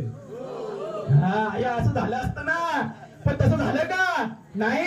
शेवटी मनगट महत्वाचा असतंय. तुमच्या पोराला सांगा, अरे बाळा असाच नाही शिवाजी घरात, संघर्ष करावा लागतो, मनगटात जोर मिळवावा लागतो, आणि संघर्षाशिवाय या जगात काहीच मिळत नाही, हे आम्हाला आमचा शिव इतिहास सांगतो.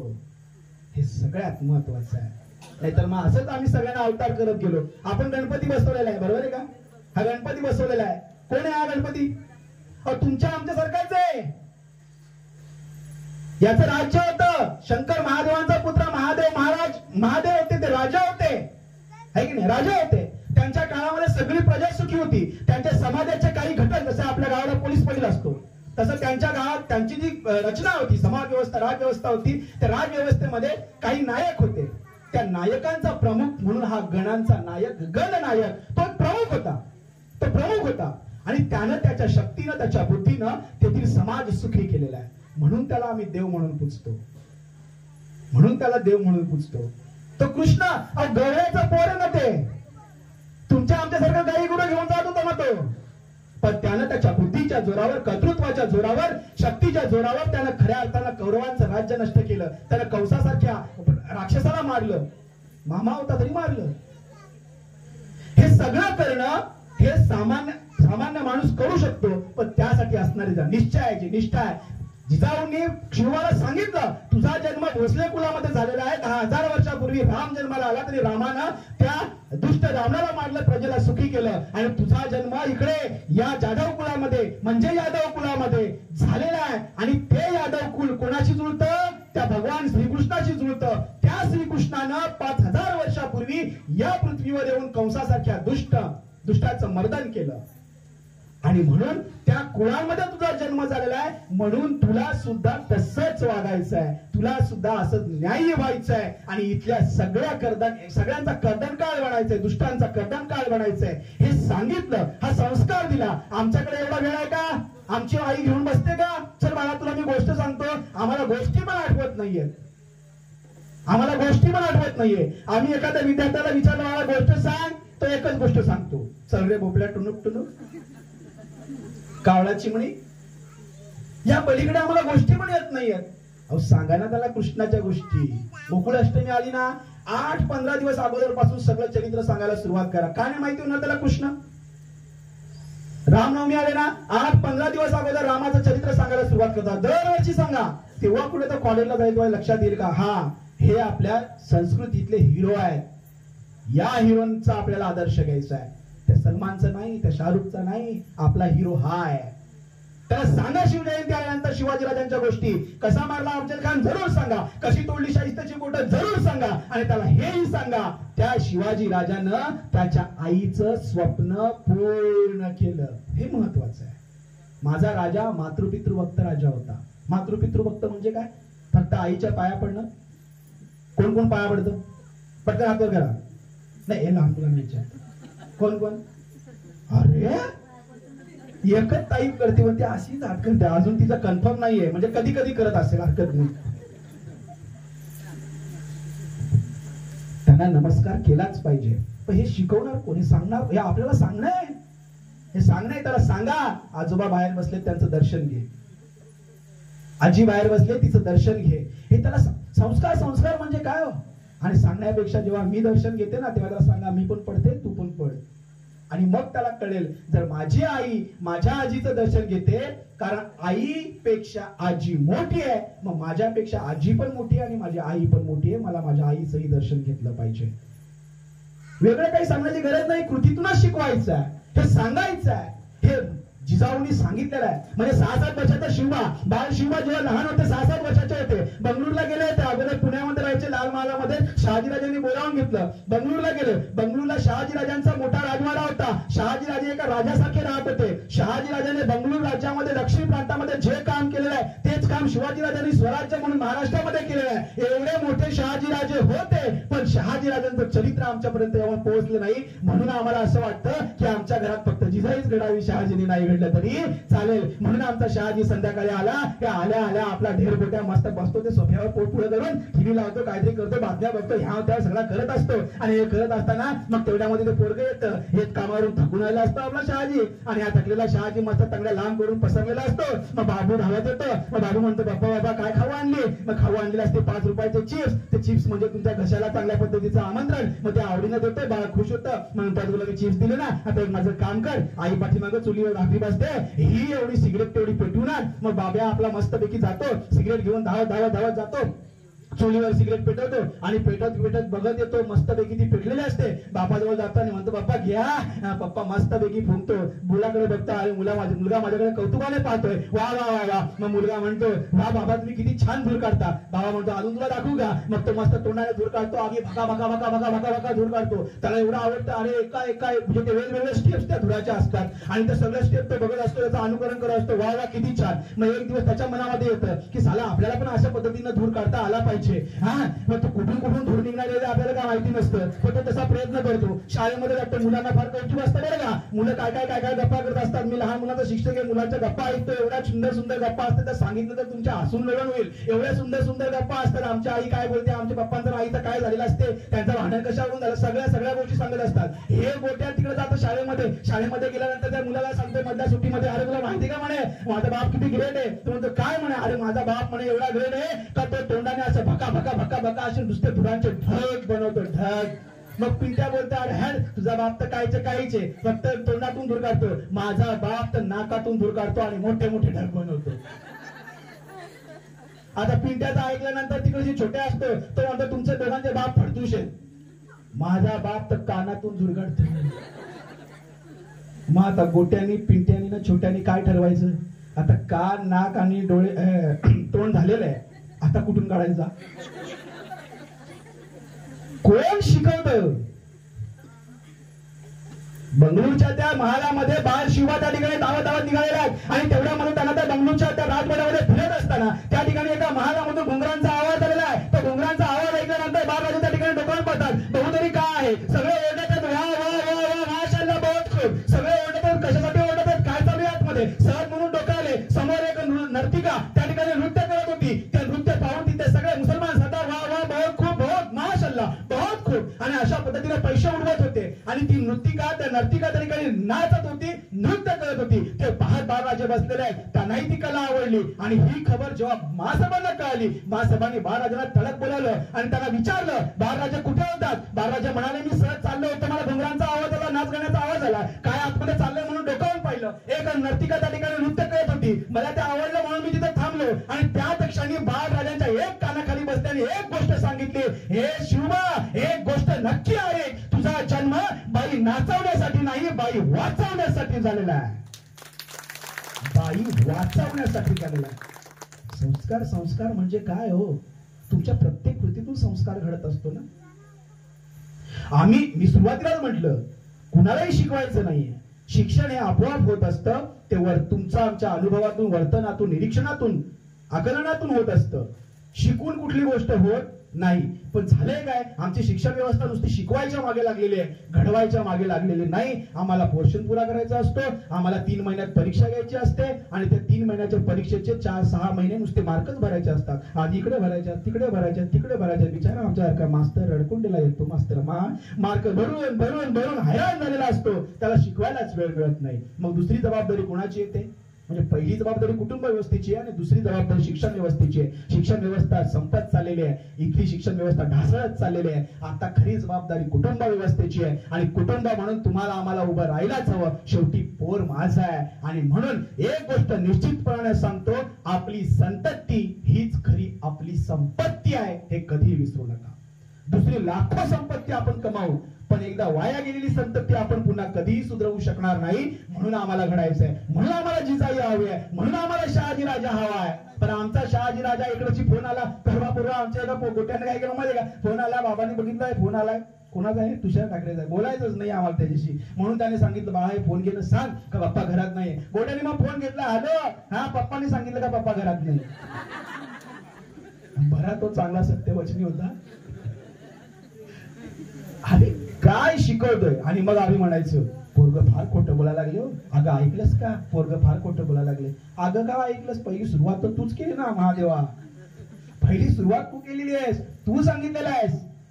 ह्या सगळ्या गोष्टी आम्हाला करता आल्या पाहिजेत. हा संस्कार आम्हाला घडवता आला पाहिजे. आमचा राजा मातृपितृ भक्त राजा होता, आता तुमच्याकडे येतोय मोबाईल, आता माझ्याकडे बघ, आता तुमच्याकडे येतोय. आमचा राजा मातृपितृ भक्त राजा होता, तो माता पित्यांच्या नमस्कार तर करायचाच, पण नुसत्या नमस्कारावर नाही, त्यांनी एक गोष्ट संकल्पित केली होती आणि ती गोष्ट आता ऐकून ठेवा माझ्या बाळांना, नीट ऐका. त्या शिवाने एक गोष्ट निश्चित केली होती, ती म्हणजे मी माझ्या मातेचं स्वप्न पूर्ण करणार, मी माझ्या आईचं स्वप्न पूर्ण करणार, मी माझ्या बाबांचं स्वप्न पूर्ण करणार. आणि ते स्वप्न होतं स्वराज्य निर्माण करणं. केलं का नाही पूर्ण, केलं का नाही पूर्ण, स्वराज्य निर्माण झालं का नाही, स्वराज्य निर्माण झालं. आणि हे स्वप्न माता पित्यांचं आहे, आणि माता पित्यांचं स्वप्न जो पूर्ण करतो तो खरा मातृपितृ भक्त. श्रावण बाळ आम्ही श्रेष्ठ का सांगतो, श्रावण बाळ माहिती आहे, रामच माहित नाही, सांगा श्रावण बाळ. ह्या सगळ्या ज्या गोष्टी आहेत ह्या आम्हाला सांगता आल्या पाहिजे, शिकवता आल्या पाहिजेत. त्यांनी माता पित्यांचं स्वप्न पूर्ण केलंय. जेव्हा बंगलोरवरून शहाजी राजा त्या ठिकाणी लाल महालाकडे एका वर्षी येत असताना राजांना जेव्हा माहिती झाली तर अमुक ठिकाणापर्यंत त्या ठिकाणी त्यांचा मेणा येऊन पोहोचलेला आहे, राजे थेट त्या ठिकाणाहून त्या मेण्यापर्यंत जाऊन पोहोचले, त्यांच्या मेण्याला खांदा दिलेला आहे. तोपर्यंत राजे त्या ठिकाणी त्या पुणे आणि सुपे या प्रांताचे जहागीरदार म्हणून त्या ठिकाणी स्थिर स्थावर झालेले होते. आणि त्या काळचे जहागीरदार हे स्वतःला राजे समजत होते, तो राजाच होता, अशा पद्धतीनेच वावरत होते. एक राजा त्या ठिकाणी आपलं सिंहासन सोडून आपल्या बापाच्या मेळ्याला खांदा लावायला जातो, ही सगळ्यात मोठी गोष्ट आहे. एवढंच नव्हे, त्यांच्या पादुका आपल्या हातामध्ये घेतो, त्यांचे जोडे आपल्या हातामध्ये घेतो, हे सामान्य नाहीये. तुम्ही म्हणाल त्यात काय एवढा विशेष आहे, दिला खांदा तर काय एवढं मोठं बिघडलं, बापाच आहे काय एवढं बिघडलं. तुम्ही म्हणाल उचलली बापाची चप्पल तर काय एवढं मोठं आहे, हे साधी गोष्ट आहे. आता तुम्हाला सांगतो काय का मोठं आहे सांगतो. आपल्याकडे वेगवेगळ्या पक्षांच्या शाखा असतात आपल्या गावामध्ये, तुमच्या गावामध्ये नसतील, आमच्याकडे फार वेळ आहे. प्रत्येक म्हणजे असे 4-4, 5-5 असे एका मागोमाग एक लागलेले आहेत. एक भाऊ या शाखेचा अध्यक्ष, दुसरा भाऊ त्या शाखेचा अध्यक्ष, तिसरा भाऊ त्या शाखेचा अध्यक्ष, असे सगळे शाखा अध्यक्ष एकाच घरामध्ये. आणि मग ते इलेक्शनला कसं काय करतात मला काय ते गणितच सुटत नाही. पण असो, तर अशा शाखा लागतात, पाट्या लागतात. त्या पाठीवर एखादा आमचा शाखा अध्यक्ष होतो, आणि तो ज्या दिवशी शाखा अध्यक्ष होतो त्याच्या दुसऱ्या दिवसापासून तो आमदार होतो. चुका बरोबर, तो आमदारच होतो. ते असे वागतात म्हणजे आईने सांगितलं बाजारात जाऊन भाजी घेऊन येतो, तर आईची अक्कल काढतो, तुला अक्कल आहे का, आम्ही शाखा अध्यक्ष का पिशवी आणू आता.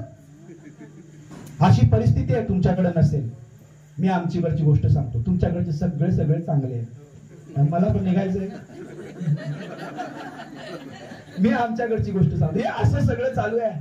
मग जर तो एक शाखा अध्यक्ष, अहो कुठं कुठं पक्ष तिकडे महाराष्ट्राच्या त्या मुंबईच्या राजधानीमध्ये बसलेला आहे, त्यांचा ना आपला दूर पर्यंत संबंध नाही. इथं आपण हा मोठा सर्व हे सगळं घडतंय. हे घडत असताना आम्ही मात्र शांत आहोत. आम्ही या गोष्टीचा विचार करत नाहीये की आमचा पुत्र तसा घडलेला नाहीये. शिवाजी राजा असाच घडला नाही. शिवाजी राजा घडवण्यासाठी शहाजी राजा आणि जिजाई यांचं फार मोठं योगदान आहे, आणि या योगदानाने हे सगळं घडलेलं आहे. आता पुन्हा एकदा जसं मी सुरुवातीला म्हटलं की हे जे सेवा मंडळ आहे, हे सेवा मंडळ उभं राहत असताना अनेक लोकांनी या ठिकाणी आपलं जीवन, आपलं जीवन चरित्र या ठिकाणी वाहिलं असेल. हे अगदी सहज साध्य सोपं झालेलं नाही. अनेकांना अडचणीत असतील, अनेकदा संसारात सुख दुःख असतील, तरी सुद्धा त्यांनी सेवा मंडळाला वेळ दिलेला असेल. ही जी निष्ठा आहे, या निष्ठेनं हे 50 वर्ष मंडळ गाठू शकलं, हे सगळ्यात महत्वाचं. हे निष्ठेनं उभं राहिलेलं आहे, ही निष्ठा महत्वाची आहे. मग आता इथून पुढे जे आमचे अध्यक्ष असतील, म्हणजे आता मला वाटते मी तुमचं नाव घ्यायचं, मला माहिती आहे जतीन पाटील या विद्यमान अध्यक्ष आहेत, सुदर्शन पाटील सचिव आहेत,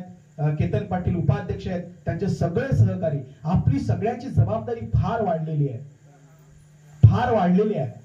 तुम्ही यावर्षी 50 वर्ष साजरे करताय, तुम्ही आनंदात आहात, पण उद्यापासून तुम्हाला ही गोष्ट विचारात घ्यायची आहे का जेव्हा माझ्या मंडळाला 50 वर्ष पूर्ण होतात, ही 50 वर्ष पुरी होत असताना या पूर्ण वर्षामध्ये, म्हणजे 50वं वर्ष पूर्ण नाही झालं, इथून पुढे 50वं वर्ष लागतं ना, म्हणजे आता 51 वर्ष लागेल ना, ह्या एका वर्षामध्ये मला या ठिकाणी माझ्या मंडळाच्या वतीनं काय काय करता येईल. जसं तुम्ही या माता भगिनींसाठी एक चांगला कार्यक्रम केला, त्यांना एकत्र आणलं, तसं माझ्या मुलांसाठी, या बाळकांसाठी मला काय करता येईल, त्यांच्यापर्यंत मला काय नेता येईल. कारण केतन पाटलानंतर, सुदर्शन पाटलानंतर, जतीन पाटलानंतर तुमचा अध्यक्ष, तुमचं नेतृत्व या मुलांमध्ये, म्हणून तुमची जबाबदारी नेतृत्व घडवण्यामध्ये आहे. ते घडवण्यासाठी आपल्याला काहीतरी उपक्रम राबवता आले पाहिजेत. इथल्या तरुण मुलींसाठी उपक्रम राबवता आले पाहिजेत. त्यांना स्वसंरक्षणाचे धडे देण्याचा एखादा कार्यक्रम राबवा. एखादा कशा पद्धतीने मुलीने आमच्या स्वतःचं संरक्षण केलं पाहिजे. कशाला झाली असते अक्षय शिंदेची हत्या, आम्हाला काहीच वाटत नाहीये. महाराष्ट्रामध्ये दिवसा ढवल्या आमच्या मुली कापल्या जात आहेत, आम्हाला काहीच वाटत नाहीये. बदलापूर सारख्या शाळेमध्ये एक शिपाई बाथरूम मध्ये नेऊन 4 वर्षाच्या मुलीवर अत्याचार करतो, आम्हाला काहीच वाटत नाहीये. जर आमच्या म्हणजे घटना जोपर्यंत लांब आहे तोपर्यंत आम्हाला काही वाटत नाहीये. जेव्हा घटना घरापर्यंत येईल ना तेव्हा आमचे डोळे उघडतील. ती घरापर्यंत येऊ नये ही गणेश चरणी प्रार्थना आहेच, पण ती येऊ नये, आणि तशी आलीच तर आमच्या या मुलींचे हात सुद्धा तितके सक्षम असले पाहिजे जितके जिजाऊंचे होते.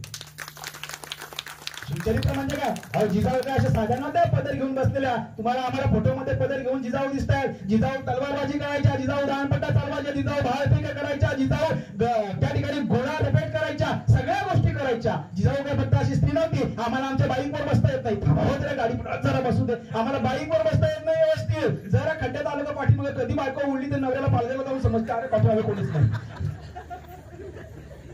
हे असं सगळे जिजाऊ घोड्यावर बसायच्या. नुसतात नाही, त्या ठिकाणी पन्हाळगडाच्या वेळामध्ये आमचा राजा अडकला. पन्हाळगडाच्या वेळामध्ये 3 मार्च, जून, जुलै, ऑगस्ट त्या ठिकाणी राजा अडकलेला. राजा सुटायचा प्रश्नच नाहीये, राजा सुटत नाहीये. सगळ्या प्रकारचे प्रयत्न करून झालेले पण प्रयत्नाला यश मिळालं नाही.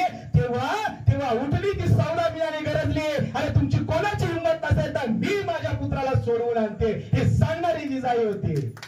जिजाई काय सामान्य स्त्री नाहीये, ही सुद्धा तितकी शूर आहे. पण आमचं काय झालंय, गुलाबी साडी ह्याच्यातच आमचं सगळं गेलेलं आहे. त्या रील्स मधून पाटील साहेब, पोलीस पाटील, रील्स मधून आम्ही व्हायला येत नाहीये. आम्हाला त्या 30 सेकंदाच्या रील्स फार आवडतात, 60 सेकंदाच्या रील्स फार आवडतात. आणि ती एखादी बघितली का मग तसेच काहीतरी करायचं. फक्त काय ओठत हलवायचे ना, पुढे काय गाणं बोलायचंय, एवढंच करायचं आणि ऍक्शन करायची, झाली रील्स तयार आहे की नाही. आणि मग त्या रील्सला मग पुन्हा चांगल्या कमेंट्स आल्या, कधी येतात, कधी ते बघायला पुन्हा अर्धा तास, कधी येते परत मावशीला पुन्हा अगं मी रील्स टाकले, त्याला कमेंट्स टाकाय, लाईक कर, काय कर का, मग तू येते का नाही पाहायला पुन्हा अर्धा तास. याच्यामध्ये आमची पिढी बर्बाद होऊन चाललेली आहे. बर्बाद होऊन स्टेटसला ठेवलेला फोटो बघितला नाही म्हणून एकाने माझ्याशी वाद घातला. म्हटलं मी ते स्टेटस बघत नाही कोणाचे, मी ठेवतो पण मी कोणाचे बघत वेळच नाही आपल्याकडे. पण ते बघितले पाहिजेत, याचा 8 तास यांचा. मग ते किती जणांनी बघितलं, ते पुन्हा त्या डॉटवर काहीतरी करायचं आणि बघायचं. ते मला आता माहिती झालं का त्याचं बघायचं, त्या नावं येतात खाली, कोणी कोणी बघितलं. आणि मग ज्यांनी नाही बघितलं, पोलीस पाटील तुम्ही माझा स्टेटस बघितला नाही, पोलीस पाटलाची आवाज टाईट आरवा बघू द्या. हे सगळ्या अशा गोष्टी आहेत. आमचा वेळ आम्ही कुठे घालवतोय. आमची मुलं वाचतात का, म्हणजे वाचायची, ऐकतच नाही तर वाचायचा काय प्रश्न आहे. आपल्या गावामध्ये लायब्ररी नसेल, माझी विनंती आहे आपण लायब्ररी चालू करा. छोटी छोटी गोष्टींची पुस्तकं आणा. म्हणजे गावात लोक राहतात ना का सगळी पालघरला जातात. हा नाही आमच्याकडे काय झालंय, सगळे आता एक आंध्रा ते वाडा फक्त 3 किलोमीटरचं 2-2.5 किलोमीटरचं अंतर आहे. बादशाह आमचे घर सोडून ना वाड्याला राहतो. सगळे वाड्याला जाऊन राहिलेले आहेत, वाड्याला लावून राहिलेले आहेत. मतदानाला पण येत नाही कारण गावामध्ये कमी आहे ना, तिकडे जरा जास्त रेट. तुम्ही घेत नाही, त्यांच्यात गाडी जायचंय मला. पण यासाठी सर आपण पुढाकार घ्यायला पाहिजे. आणि मी या व्यासपीठावरून सांगतो, जर लायब्ररी उभारण्यासाठी तुम्हाला जीही मदत आवश्यक असेल त्यासाठी मी सुद्धा मदत करेन. पण या मुलांसाठी गोष्टींची पुस्तकं त्या ठिकाणी उपलब्ध करून द्या. त्यांना दाखवा, हे वाच म्हणा, तुझा अभ्यास झाल्यानंतर वाच म्हणा, त्याला घरी नेऊ द्या. आई हे मम्मी त्याला वाचून दाखव, त्याला वाचता येत म्हणून त्याला वाचून दाखवा, त्याला सांगा, त्याला समजत नसेल त्याला समजावून सांगा. शहाजी थोडासा वेळ द्या, माय बाप हो त्या क्रिकेटच्या मॅच मधून बाहेर पडा, त्याच्याने आपला काही भलं होणार नाही, आपला कुठलाच मुलगा क्रिकेटमध्ये टिकणार नाही याचा अनुभव आहे. आमच्याकडचे अनेक मुलं गेली पण तिथल्या राजकारणामध्ये तुमची आमची मुलं टिकत नाही, ही वस्तुस्थिती आहे. खेळवायचं असेल तर मग कबड्डी खेळवा, फारच जर तुमची इच्छा असेल तर. पण झालंय काय, कबड्डीमध्ये मार लागतो ना, त्याच्यामुळे आता कबड्डी खेळायला पण कोणी तयार नाहीये. पोरगं नुसतं दरवाजाला ठिपलून पडलं तर 4 पुढचे दात पडतात, अशी सगळी आमची अवस्था झालेली आहे. आम्ही तेवढे स्ट्रॉंग नाही राहिलेलो. हे काय नाही कारण आम्ही मैदानात गेलो नाही. आमचे सगळे क्रीडापटू आज मोबाईलवर क्रीडापटू झालेले आहेत. रात्रभर आलं बघ मार मार मार, अरे अख्खी रात्र चालू असतं, कळत नाहीये काय करतायत. आई वडील विचार करतात पोरगं काय करतं, पोरगं आतमध्ये काय करतात तेच आम्हाला कळत नाही. ते मोबाईलवर क्रीडापटू झालेलं असतं. त्यांना मैदानात न्यायला शिका, त्यांना मैदानात न्या. मला वाटतं सूर्यवंशी क्षत्रिय ज्ञाती समाजाचं कार्य अतिशय उत्तम पद्धतीने आपण कबड्डी स्पर्धा त्या ठिकाणी राबवता, वेगवेगळ्या स्पर्धा, मला वाटतं क्रिकेटच्या स्पर्धा आपण राबवता. तर या सगळ्या यासाठी आहेत, त्यामध्ये आपल्या मुलांना सहभाग घ्यायला लावा, प्रत्येक स्पर्धेमध्ये सहभाग घ्यायला लावा. हारलाच तर हारलाच, झालंय काय आमच्या हारण्याला आम्ही सगळे घाबरतो, आम्ही अगोदर पुराला बजावून पाडतो. हारलाच ना तर लात घालेन, जिंकून यायचं. त्या कशाला बिचारा पोर प्रयत्न करणार रे, त्याला माहित आहे हारलो तर लात घालतो, त्याच्यापेक्षा न गेलेलो बरं ना, जायचंच नाही. त्याच्यापेक्षा लात म्हणजे लात खाण्याचा काही प्रश्नच नाहीये. अरे हरला तर हारून त्यांना काय फरक पडतो. राजा हरला नव्हता, राजा हरला होता. राजाही अनेक वेळा अपयशी झालेला होता. 350 वर्षापूर्वी राजांच्या जीवनामध्ये घडलेली घटना तुमच्या आमच्यासाठी प्रेरणादायी आहे. निश्चित कान देऊन ऐका. पुरंदरचा तह झाला. पुरंदरचा तह होत असताना खरं म्हणजे स्वराज्य एका अंतिम टोकावर होतं, सुवर्णक्षणावर होतं. भले भले मोठे मोठे किल्ले महाराष्ट्रातले स्वराज्यामध्ये होते, शिवाजी राजांच्या ताब्यामध्ये होते. प्रचंड मोठा मुलूक महाराजांच्या ताब्यामध्ये होता आणि तेवढीच मोठी प्रजा, तेवढीच मोठी रयत महाराजांच्या पाठीशी ठामपणे उभी होती. आणि उभी असताना त्या ठिकाणी औरंगजेब बादशाह मिर्झाराजे जयसिंगाला पाठवतो आणि तह होतो. हा तह होत असताना तब्बल 23 किल्ले द्यावे लागतात. देणं इतकं सोपं आहे का हो? अहो द्यायला गरजच नव्हती, देण्याची काहीच गरज नव्हती, आवश्यकता नव्हती, पण द्यावं लागलं. त्याचं एकमेव कारण म्हणजे रयत. माझ्या रयतेला तोशिष लागू नये, कारण मिर्झाराजाला माहिती होतं शिवाजी राजांचा प्राण कुठे अडकलेला आहे, रयतेमध्ये अडकलेला आहे, त्या प्रजामध्ये अडकलेला आहे. ज्या दिवशी प्रजेला तहसील दिली जाईल, ज्या दिवशी प्रजा या ठिकाणी हवालदिल होईल, त्या दिवशी राजा आपल्या पायाशी येईल, हे त्या मिर्झा राजाला माहिती आहे. आणि म्हणून त्यानं त्रास द्यायला सुरुवात केली. गायी कापल्या, गुरं कापली, मुली बाळी उचलून नेल्या, सगळ्या गोष्टी केल्या. सगळ्या प्रकारची शस्त्र अवलंबून पाहिली, अस्त्र अवलंबून पाहिली. आणि मग रयतेसाठी तह करावा लागला. 23 किल्ले, ते पण काही साधे सुधे किल्ले नाहीये, मोठे मोठे किल्ले, जे खऱ्या अर्थानं एक मोठा जिल्हा जिथे बसू शकेल एवढा मोठा परिसर असणारे किल्ले. आणि 4 लक्ष होण्याचा मुलूक मिर्झा राजांच्या त्या झोळीमध्ये टाकावा लागला. एखाद्याला देणं हे किती वाईट गोष्ट असते. म्हणजे मी तर कधी कधी हसत असं म्हणतो का, एखाद्याकडून जर 10,000 रुपये आपण उसने घेतले असतील ना ताई, तर ते 1 महिन्यानंतर द्यायला फार जीवावर येतं. म्हणजे त्यांनी बिचाराने आपली गरज भागवलेली असते, पण ते पुन्हा देणं जे असतं ना, ते आपल्याकडे 20,000 असलं तरी त्यातले 10,000 काढून द्यायला फार जीवावर येतं, फार जीवावर. देणं ही गोष्ट सोपी नाही, आणि तेही देणं कोणासाठी, रयतेसाठी. म्हणून माझा राजा ग्रेट आहे. 23 किल्ले, 4 लक्ष होणांचा मुलूक मिर्झा राजाच्या झोळीमध्ये टाकला. सगळं स्वराज्य संपलं ना, सगळं स्वराज्य संपलं होतं, काही आताशी राहिलं नव्हतं. आणि मग एवढं करून पुढे काय बघा, अपयश किती मोठं आहे. तुमच्या मुलाला हे अपयश सांगा राजाला केवढं मोठं आलेलं आहे. हे या ठिकाणी एवढे 23 किल्ले दिल्यानंतर सुद्धा राजांना औरंगजेबाला भेटायला जायला त्या ठिकाणी भाग पाडलं. एवढ्यावरच लागलं नाही, उद्याचा राजा शंभू राजा, त्याला सुद्धा ओलीस ठेवावं लागलं. ओलीस म्हणजे माहिती काय, गहाण ठेवणं. गहाण तुमचा जोपर्यंत, आपला जोपर्यंत व्यवहार कंप्लीट होत नाही तोपर्यंत हा मुलगा गहाण. एका जिवंत पोराला गहाण ठेवलं, लाडक्या पुत्राला गहाण ठेवलंय. हे सोपं नाहीये. यासाठी जे काळीज लागतं ना मित्रांनो, ते सिंहाचंच असावं लागतं. आणि ते काळीज माझ्या राजाकडे होतं. आणि सगळ्यात महत्वाची त्याच्यावर दृढ विश्वास होता की हे मी पलटणार, हे मी बदलणार आहे, हे त्याला माहिती होतं. आणि म्हणून त्यांनी त्या ठिकाणी त्या शंभू राजाला ओलीस ठेवलं. नवे शंभू राजाला घेऊन आग्र्याला गेले, औरंगजेबाला भेटले. आणि तिथे सगळा प्रकार जो घडला तर तुम्हाला आम्हाला सगळ्यांना ज्ञात आहे. तो इतिहास मी पुन्हा सांगण्याची आवश्यकता नाही. पण तिथे त्या ठिकाणी राजा कैद झाला, राजा अटकेत पडला. झालं ना, सगळं संपलं. महाराष्ट्रामध्ये सगळं स्वराज्य संपलेलं आहे, राजा अटकेत पडलेला आहे. इकडे राजाच नाहीये, कारण राजपुत्र सुद्धा अटकेत पडलेला आहे. सगळं संपलेलं आहे, हातात काहीच राहिलेलं नाहीये. आणि अशा ठिकाणाहून जेव्हा सगळं संपलेलं असतं, जेव्हा मन खचलेलं असतं, जेव्हा आम्ही हतबल झालेला असतो, त्याच वेळेस कुठेतरी एक दिवा मिळमिळत असतो. त्या दिव्याच्या प्रकाशाकडे आम्हाला पाहता आलं पाहिजे. आमच्या मुलाला त्या प्रकाशाकडे पाहायला शिकवा. आमच्या मुलाला दाखवा का तो तिकडे लांब दिसतोय ना, तो प्रकाश तुला घेऊन जाणार आहे. हा शिवाजी राजांना दिसला, हा त्या बाळ शंभूला दिसला. शिवाजी राजांना जेव्हा शंभूराजे विचारतायत, आबासाहेब आपण दोघेही इकडे अडकलेलो आहोत, तिकडे सगळं स्वराज्य उघडं पडलेलं आहे, हे स्वराज्य आता संपून जाणारे, आपले किल्लेही गेलेले आहेत, मिर्झा राजा अजून तिकडे आहे, दिलेर खान अजून तिकडे, हे सगळे काय करत असतील आपल्या प्रजेचं? आता कसं होणार? आपल्या हातून सगळं संपलेलं आहे, आपल्या हातून सगळं निसटलेलं आहे. त्यावेळेस माझा राजा त्या मुलाला सांगतोय, एक बाप आपल्या मुलाला सांगतोय, बाळा अजून काहीच संपलेलं नाही, कारण अजून आपण जिवंत आहोत. जोपर्यंत मी जिवंत आहे तोपर्यंत बाळा काहीच संपलेलं नाही, हे आपल्या मुलाला सांगा. का बाळा घालू नकोस, तू नापास झालास ना, अरे पण तू नापास झालास पण तू जिवंत आहेस, म्हणजे अजून काही संपलेलं नाही हे सांगता आला पाहिजे. कशाला 10वी-12वीची पोरं आत्महत्या करतील? ही आत्महत्या का करतात? तुम्ही आम्ही सांगतोय का तुला पास झालं पाहिजे, तर घराचं तोंड दाखवू नको, घराचं तोंड बघू नको आणि आम्हाला तोंड दाखवू नको, म्हणून हे आत्महत्या करतायत. आपल्याला माहितीये पूर्वीच्या म्हणजे अजून सर मुखदबक सर 5-10 वर्षापूर्वी महाराष्ट्रामध्ये सगळ्यात जास्त शेतकऱ्यांच्या आत्महत्या व्हायच्या, आणि या वर्षीच्या सर्वेक्षणामध्ये असं आलं की सगळ्यात जास्त विद्यार्थ्यांच्या आत्महत्या आहेत. अगदी 8 दिवसापूर्वी अहवाल सादर झाला, सगळ्यात जास्त विद्यार्थ्यांच्या आत्महत्या आहेत. म्हणजे ज्या विद्यार्थ्याच्या समोर खऱ्या अर्थानं शिवाजी राजा एक आयडॉल म्हणून उभा आहे, एक आदर्श म्हणून उभा आहे, तो विद्यार्थी आमचा आत्महत्या करतोय. हा आत्महत्या का करतोय?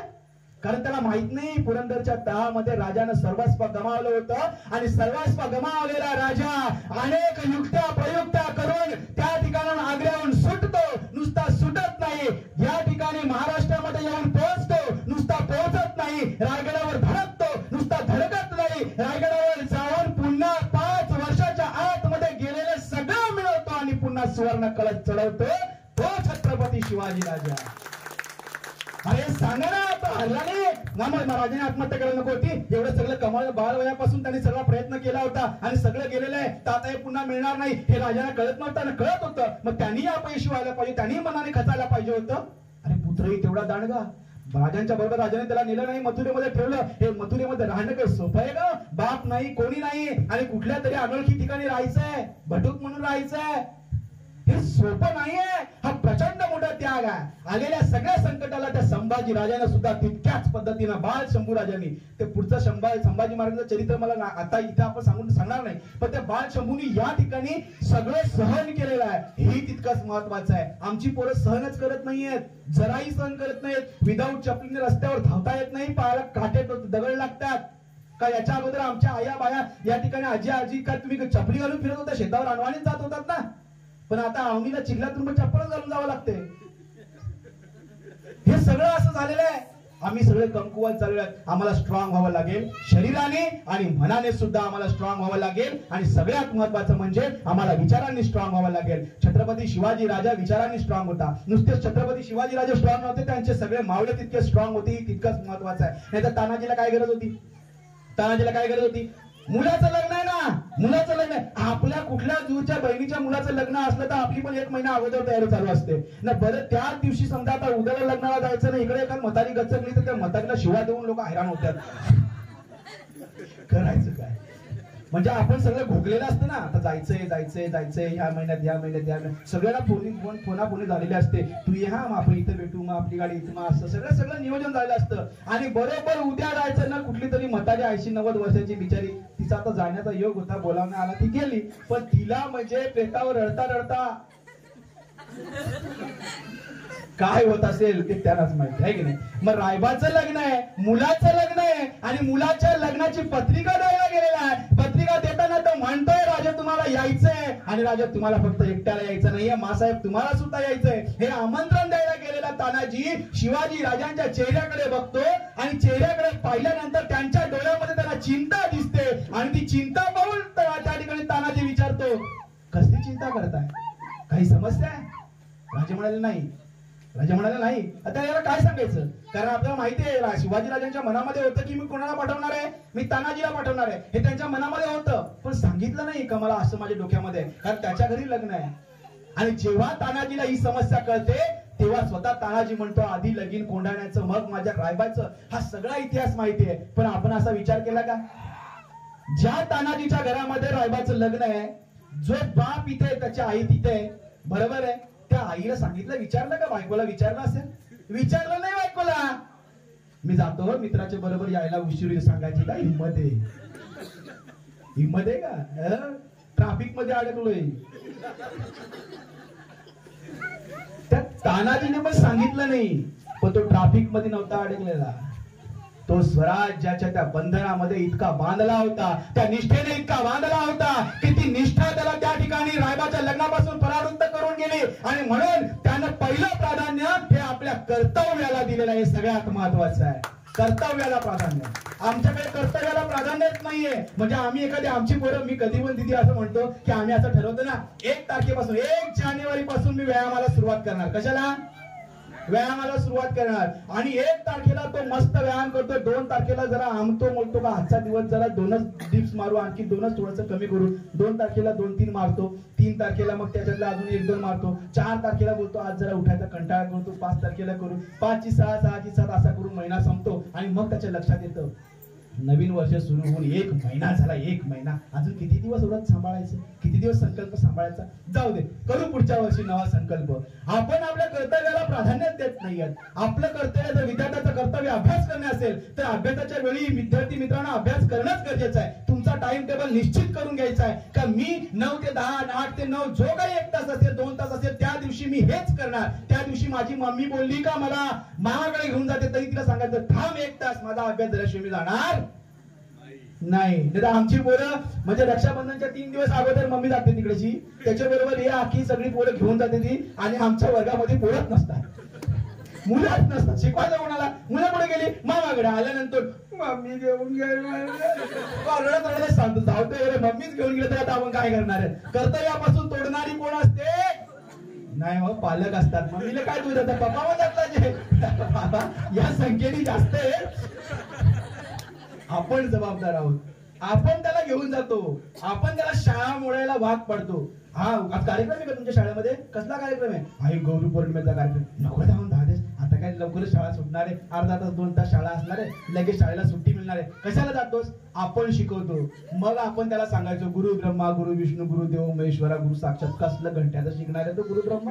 त्याला काही करणार नाही. गुरु म्हणजे काय? कारण ज्या दिवशी त्याला गुरु शिकवणार असतात, सांगणार असतात, त्या दिवशी आम्ही त्याला सांगतो का जाऊ नको.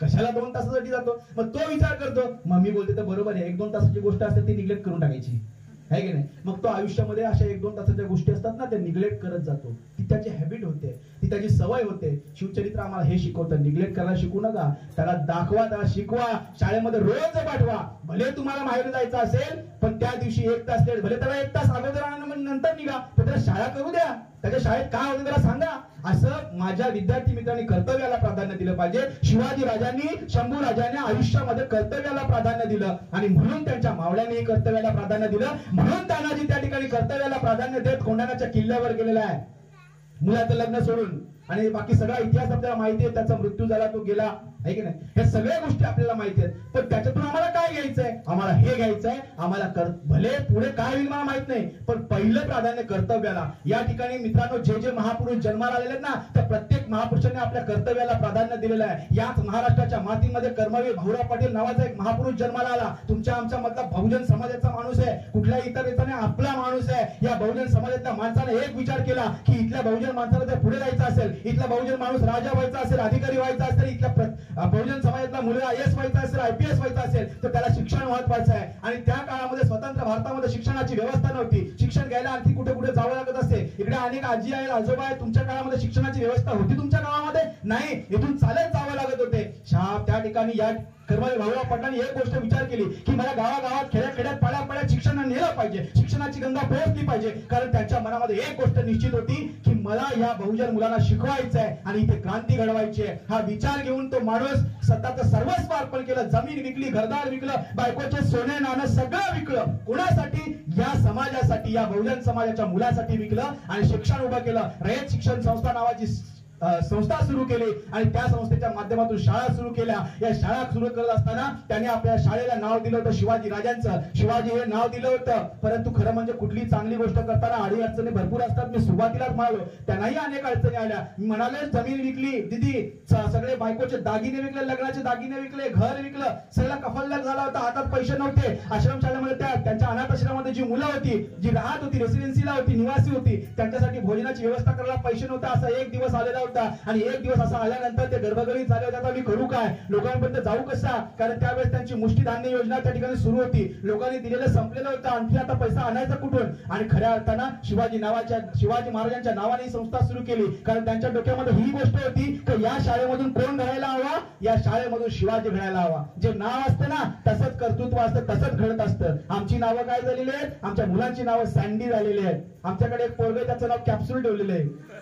कळत नाही नाव कसलं आलंय, कॅप्सूल का नाव असतं का, त्याचं नाव कॅप्सूल ठेवलेलं आहे. या अशी सगळी नावं झालेली आहेत आणि तशी कॅप्सूल सारखीच मग ही कॅप्सूल होऊन जातात, आहे की नाही. हे सगळे घडत आहे. शिवाजी राजांच्या राज्यामध्ये बघा नावं पण किती सुंदर आहेत आणि त्यांच्या प्रत्येकाच्या नावाच्या समोर जी आहे. आदराने म्हणायचे ते बाजी, शिवाजी, संभाजी, तानाजी, हे सगळे जी आहे. आमच्या नावातलं जी गेला त्याच्यामुळे आमच्यातला आदरभाव गेलेला आहे आणि हे सगळं झालेलं आहे. पण कर्मवीर भाऊराव पाटलांनी एक गोष्ट निश्चित केली की नाव तसं घडत असतं म्हणून शिवाजी हे नाव दिलं. पण दुर्दैव असं घडलं होतं की या महाराजांचं नाव दिलेली शाळा बंद करण्याची वेळ आली होती. आणि अशाच एके काळी खरं म्हणजे जेव्हा आपण विमनस्क अवस्थेमध्ये बसलेला असतो, संकट उभा असतं, तेव्हा संकटाच्या काळामध्ये कोणीतरी आपल्याला मदतीचा हात द्यायला येत असतो. मी मगाशीच म्हटलं कुठेतरी एक किरण दिसत असतं, त्या किरणाकडे आपल्याला पाहायचं आणि तसा प्रवास करायचा असतो. पण आपल्याला समोरचा फक्त अंधार दिसत असतो, अंधाराच्या पलीकडे असणारा किरण आपल्याला दिसत नाही. त्या ठिकाणी कर्मवीर भाऊराव पाटील विमनस्क अवस्थेमध्ये बसलेले असताना एक गृहस्थ येतात आणि त्यांना म्हणतात, कर्मवीर तुमचं हे सगळं कार्य पाहून मी खूप प्रभावित झालेलो आहे.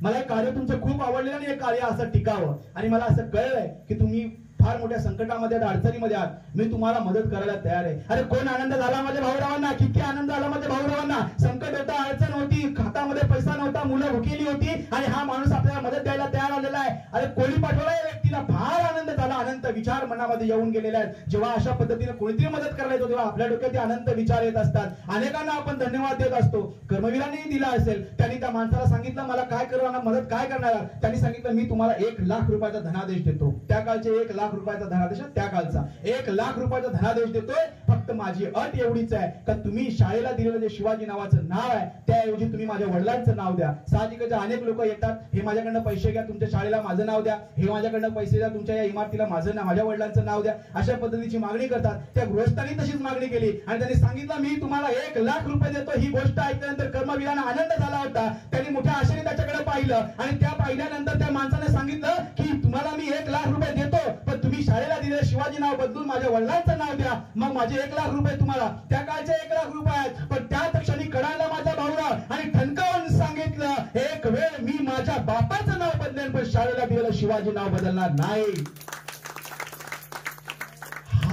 ही जी प्रेरणा आहे, ही प्रेरणा आपल्याला राजांकडून घ्यायची आहे. भले काय हो, पण मी ज्या तत्वाशी बांधलेलं ते तत्व मला सोडायचं नाहीये. त्यांनी एक तत्व ठेवलं होतं की शिवाजी नावानंच मी या ठिकाणी शाळा चालवणार, कारण या शाळेतून शिवाजी घडले पाहिजेत. मित्रांनो, आज एवढी वर्ष झाली रयत शिक्षण संस्था आजही सुरू आहे, तितक्याच जोमानं सुरू आहे. कर्मवीरांचा वसा आणि वारसा चालवत आहे. आपण सगळेच त्यांचे अनुयायी आहोत. या सर्व तमाम महापुरुषांचे, अगदी माझे भीमराव असतील, अगदी माझे फुले शाहू आंबेडकर असतील, हे सगळे माझे आदर्श आहेत आणि या सगळ्यांच्या आदर्शावर आपल्याला पाऊल ठेवायचं आहे. आज गणेश जयंतीच्या या उत्सवाच्या निमित्त आजचा आपला तिसरा दिवस आहे, तिसरी रात्र आहे आणि तिसऱ्या रात्री तुम्ही खरं म्हणजे गणेश जयंतीचे कार्यक्रम म्हटले किंवा असा उत्सव म्हटला की मग इकडची थोड्याशा कवाल्या म्हणा, भजन म्हणा किंवा फार तर मग मुलांचे सांस्कृतिक कार्यक्रम म्हणा, अशा पद्धतीचे कार्यक्रम केले जातात. मला वाटते उद्याला तुमचा सांस्कृतिक कार्यक्रम मला वाटतं असावा.